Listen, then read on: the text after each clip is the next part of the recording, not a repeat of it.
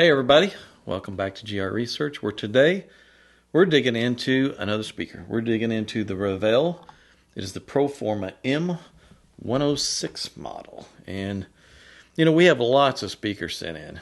And maybe less than half of them make it into a video. Whatever, if it's something I think is interesting, or that there may be a lot of them out there, I can use it as a teachable moment or a teachable tool, then it'll wind up in a video. And this is one of those. This one, wow. I've done an upgrade on one of the more expensive Revel models, which is also a bookshelf speaker, which was very similar to this model that was in the $4,000 range. This one is a lower price model that is super similar to that more expensive model. But this one I think was around $1,100 price point. So how much difference was there between the $1,100 model and the $4,000 and something model? Not that much, really. I don't know if that says more for this model, if it says less for the models above it. So it is what it is. So anyway, I felt this was interesting. And also, I always get something from a customer that says, here's the problem. Here's what I'm hearing, or here's what I don't like. And that's the way we get all of the speakers that are sent in to us. The customer owns a speaker, is not completely happy with it, and would like to see if it could be fixed or taken to another level, or made into a fun project that would give them some good results. So you guys send stuff in. So we measure, test it, and give feedback and say, here's what we recommend. But in this case, like many other times, I get a letter here from John. We'll call him John because that's his name. And he says about the sound, tinny bright in the treble. Tweeter is hard to listen to. Disjointed. I clearly hear the separate drive units that poorly blend. I hear a tizzy treble with thin mid-range. There is tight, well-articulated bass, in my opinion.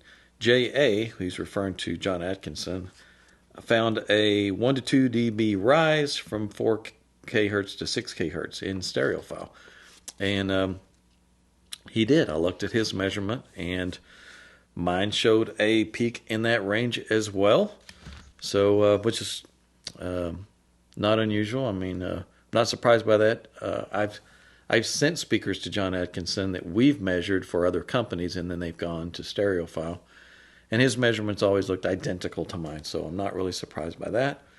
I did see some differences in the measurements from the one he did compared to this one a little bit, but he may have measured a reference sample where this is a production model. And sometimes production models don't measure quite as well as the models that they send into stereophile. So there were definitely some issues, and I want to address those, talk about those, and start from where we start. When the speaker comes in, we don't disassemble it and peek inside or anything like that. We set it up, and first thing we do is take some measurements. So let's look at the on-axis frequency response, and if we look at it, we do see the hump in the treble that, or in the tweeter's response that John was referring to. And in my measurements, it's about 2.5 dB, and it's a big hump there between 4 kHz and 6 kHz, which would definitely create some brightness in that region. There's also a little bit of a hump down in the woofer's response right around 800 Hertz. There's a little hump right there. The area actually around 1,000 to 2,000 is usually a little more of a sensitive area. If we see a hump there or some brightness right there, that's usually a little more sensitive area, a little more aggravation, a little more brightness in your face, right there in that region. This 4 to 6 kHz region still a problem as well. As we get above that, well up into the 10 to 20 kHz region, it's a little less of an issue once we start seeing little peaks and things going on up there. But there's definitely some issues in audible regions here. So the next thing I would look at is to look at the spectral decay and see if those peaks are ringing or stored energy. So if we look at the spectral decay, it looks pretty clean.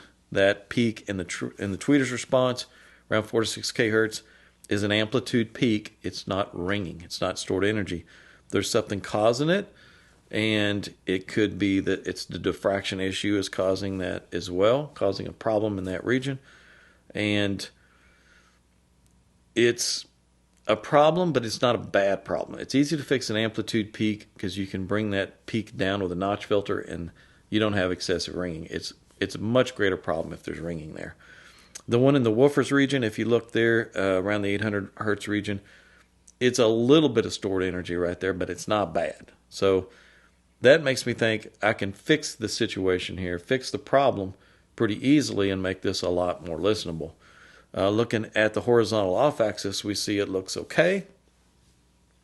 And if we look at the vertical off-axis, we see as we move up vertically, the drivers start to become out of phase, and there's a pretty good little hole in the crossover region. So that makes me think, well, if I'm going to design a new crossover that's going to fix these amplitude issues, then maybe I can address the time arrival of the drivers a little bit and fix that as well. Also, let's look at the impedance curve. There were a couple of issues there in the impedance curve. Look down at the bottom of it there, bottom range there in the lower frequency range, and you'll see there's a little bit of a peak, about 25 hertz, and there's another one at 60 hertz that's right in the tuning frequency of the port. See, it's got a port here on the back, and that's right at the tuning frequency. We see another hump there. And so I'm thinking, okay, there's a couple more issues there. That's going to be a resonance that could be audible as well. So quite a few things to address. Before I start addressing those issues, let's look at what was here. Woofer-wise, a nicely built woofer, really. Big motor structure, and the reason the motor structure is so big is the suspension is pretty stiff. The spider and the surround on this thing, it's a heavy, more of a butyl rubber surround that's pretty dense. So when you start using higher compliance drivers like that, you need a little more motor structure to get them to moving. The tweeter was very much like the tweeter that I measured in the model that was at $4,000 and something dollars. It looks very similar. The shielding cup and stuff is a little different. It's not as big, maybe not as much airspace behind it. From the front, the faceplate and the dome and stuff looks very similar. So it also measured really similar to the tweeter in the $4,000 model. So a lot of similarities going on there. Now, let's look at the cabinet. The cabinet, first of all, is beautiful. Piano finish, really nice. It's got this capped piece on the top that's pretty decorative. It's 3/4 inch material, pretty solid. There's one brace running through it right here, and I don't notice a bad ringing problem. But there was a problem in that there just really wasn't enough insulation, and this is it for the insulation. And when I did my testing on it, I took a little piece of fiberglass insulation and filled that area there that was pretty empty. And those two issues that we saw in the impedance curve, those two resonances completely went away. It was just a matter of some of that reflecting around in the box, and some of it was exiting the port. So that was an easy fix. Now, let's look at the crossover on these things. Man, you can see it in there. Can you say cheesy? I could hear that cheesy resonating in this box. There are a couple of polycaps, little Benick polycaps, probably in the tweeter circuit. And way back here at the back, there's a little air core inductor, I think. And that may be on the tweeter circuit. But all the other inductors, all the other inductors are little tiny gauge iron core inductors. And let's see, there's a couple of sandcast resistors. Maybe there's one sandcast resistor. Cheesy parts. Now in the $4,000 model, they used larger air core inductors and mostly polycaps. They were still inexpensive Chinese-made polycaps, but they were polycaps. And so there was a difference there from that $4,000 model to this model. There were better parts in that one, but not by a lot. There weren't high-end parts in the $4,000 model. There were budget-level parts that were reasonable quality. This one is pretty poor. Let's face it, it's bad. The difference in price, like for instance, this inductor may be $14, 16 gauge air core, that's retail. Versus the little iron core inductor in there may be $4 or $5. So you get an idea of the cost savings there. We're pinching pennies here to keep the cost down. There may have been a $30 crossover or $35 worth of parts in the $4,000 model, and this one's got $12 or $15 worth of parts in it. So that's about the only difference really between the two models that I could see as far as quality of what's there. So with that being said, and the binding posts on the back. They actually put a decent set of binding posts. These are probably brass, but the nut on the back side that they used to tighten was also brass. It was not steel, which I see in a lot of stuff. It was connected straight to them. There wasn't a steel tab connecting, so there was no ferrous material on the binding post. So kudos for a reasonable quality binding post in these things. So all that being said, I take those measurements, I send them to John, I say, here's what we recommend. If you want, I can go in and design a new crossover and fix some of those problems, and then we can bring the crossover quality-wise way up and turn this into a whole lot better sounding speaker. So that's exactly what we did. So first thing I do is look at the driver responses. Let's take a look at the driver responses. You notice in the tweeter's response, there's that lump, and that lump right there is followed by a little bit of a dipped area. Now the peak I can fix. I can pull the peak down, but it's hard to fix a dipped area. I mean, it just is. You can't make a speaker louder where it's just not as loud. It's just so that limits how high or how low I can push the crossover point. So that kind of cut it off right there. The woofer, crazy thing about the woofer's response, I could probably go in and put some baffle step compensation on it and some notch filters, and that woofer almost plays all the way to 20 kHz. It's almost like a wide band full range driver. Not that it would sound great playing all the way up to there, but I could notch that thing out and produce a fairly reasonable response, at least on axis, of just the woofer by itself. Problem is, the response is pretty lumpy, and as you can see, there's that big peak there right around 800 hertz. That's a problem because it goes up pretty abruptly there. It would be nice if it was a nice, smooth, linear response. No, it's not. I mean, it's one of those deals where I would take these drivers and throw them back at the engineer and say, fix them. Let's start with something that's a nice, smooth response, so we don't have to put a lot of parts on it to fix it, because it's a lot cheaper to better engineer the drivers than to have to fix it with a lot of parts. So that's the way I look at it anytime I'm looking at these drivers. I'm always looking at the drivers from the standpoint of the quality there and fixing them there. And I'm not a big fan of the metal cones. I would much rather see this being a treated paper cone in a silk or soft fabric dome. I guarantee I could make it sound better with those parts on it. So let's look at what I did. This is the new crossover response. You'll notice it's a lot smoother, and it was actually a challenge to get the drivers to reach each other. If I lifted the woofer's response up a little more to try and let it reach out there a little further, it got a little too heavy back there in the 500 to 800 range, so I needed to kind of keep it where it was. I was able to create a nice roll-off. As you can see, it's pretty smooth. With the tweeter, I did create a few responses that were a little smoother, but I needed them to play down a little lower, and that dipped area right there made it tough. So the tweeter's response is a little uneven, but when it summed, it was pretty smooth. I also voiced it down a little bit in that 1K to 3 or 4K hertz region. Just voice that down a little bit so that it's not so in your face and so bright in that area, as these drivers tend to have a little brightness in those regions. They're a little hot, just the way they sound. I softened it in that area a little bit, so it should be a lot smoother, a lot easier to listen to. And if we look at the spectral decay, we'll see it's still really clean. There's still a little bit down there in the woofer's region where that little peak is, but not as bad. I pulled it down a little bit.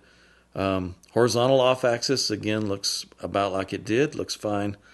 Right in the 3K hertz region, it's still a little proud right there in the off axis, but it's pretty smooth in the on axis. If we look at the vertical off axis, as we go up in height, we'll see that I improved it quite a bit there. The drivers are staying in phase better now over a wider range, so it's going to give you a little more of an even room response. If we look at the impedance curve now, it's a little more of an even load, and you'll see that those two resonances, one at the port and one right below, those are now gone. So much smoother in that regard. I couldn't help, though, but keep thinking that a lot of what I was seeing in the tweeter's response, a lot of that roughness, had to do with these sharp edges. And, just from experience, I know that those diffraction issues can cause a problem, and it could even be causing some of that uneven response down in the woofer's range as well. So I took a little piece of no-res, which is as a little damper with pressure-sensitive adhesive on the back, and it has a foam layer. I took a little piece of it and stuck it on one side of the cabinet, took another measurement, and lo and behold, it knocked some of that tweeter's roughness out of it. So cut another little piece there. I picked up a piece from scrap, stuck it on the other side, took another measurement, and this tweeter's response curve just smoothed right out. Let's take a look at it here. This is the response curve now with the pieces of no-res stuck to the face of this thing, doing away with that diffraction right there. Took away that lumpiness in the tweeter's response and smoothed it right out. So if you guys own some of these things and you're hearing some of that brightness and it's caused from this reflection off of these corners, you just stick a little piece of felt or piece of foam across it. That might take a lot of that away and improve the sound quite a bit. So a little tip for you guys that own these things. And I'm pretty sure really I could take this model and install the upgrade that I've designed for it, and it should easily outperform the $4,000 model. No question about it. That $4,000 model was really held back by the quality of the crossover parts, which were pretty fair. Now we're stepping up to excellent and very excellent on all of these crossover parts, and it should give you clarity and detail and sound better as far as imaging and resolution, because a lot of that smearing that's done by those cheap parts are going to be gone once you step up to this level of parts. So I designed a filter for it. Uses all air core inductors. Uses a couple of sonic caps in the tweeter circuit. That helped improve things a lot. I used just a combination of the Solon or Earthsea poly caps in the woofer circuit and in the notch filters. There's only 2 resistors in the path. They're not sandcast resistors. We upgraded the binding posts, which were not bad, to some tube connectors, which is going to improve it a lot. You're stepping up to high purity copper. We're getting rid of this wiring. We're not going to reuse this stuff. This whole thing just needs to be thrown in the garbage. It's got the push-on connectors and the cheap wiring with PVC jacket, high purity 4/9 copper, solid core, and polyethylene. That's going to be a big improvement. You get solder. You get some heat shrink to seal up all those connections, and a sheet of no-res. And the sheet of no-res will tighten up the cabinets a little bit, give you better bass control, better quality in the lower vocals. So I put all of that together. We're looking at $419 for a complete kit that completely transforms these things. And this one should be pretty significant transformation. I mean, I know a lot of you guys talk about me doing these upgrades and say, well, you didn't hear the before and after. Like, I've been doing this a long time. I don't have to before and after every single combination because I already know what these parts do to the sound, and it's bad. So when you step up to this level of parts, it's a significant improvement in clarity. I know we've done this hundreds and hundreds of times, so I can tell you with absolute confidence that it's going to be a lot cleaner and a lot better resolution and all those things I just mentioned. And those peaks that were annoying, those areas of brightness, they're gone. Now we're talking a nice smooth curve, and that ought to get you back into some listening bliss again, and maybe give you a little more what you thought you were getting when you purchased, a big known name brand product. And they're like everybody else. They're trying to make money, and typically, if you see something priced at $1,100, that means they had to build this whole thing, the pair, for $250 maybe 300 tops. That's the most they can have in it as far as their cost to produce. So you got to realize they don't have a lot to work with, and that's why you see these cheaper parts in there. They're trying to hit price points, and it's cost to produce versus retail, and those two go hand in hand. You start putting $400 worth of parts into a speaker, that's another $1,600 they expect on the retail side of it, at least, if not more, for them to make their money, for the dealer to make their money, and everybody else is happy. So, because there's markup all along the ways in these things. So this will get you fixed. That's it for this video. If you have questions, post them in the comment section below. Hit the subscribe button if you haven't. I appreciate you guys watching, and we'll see you in the next video.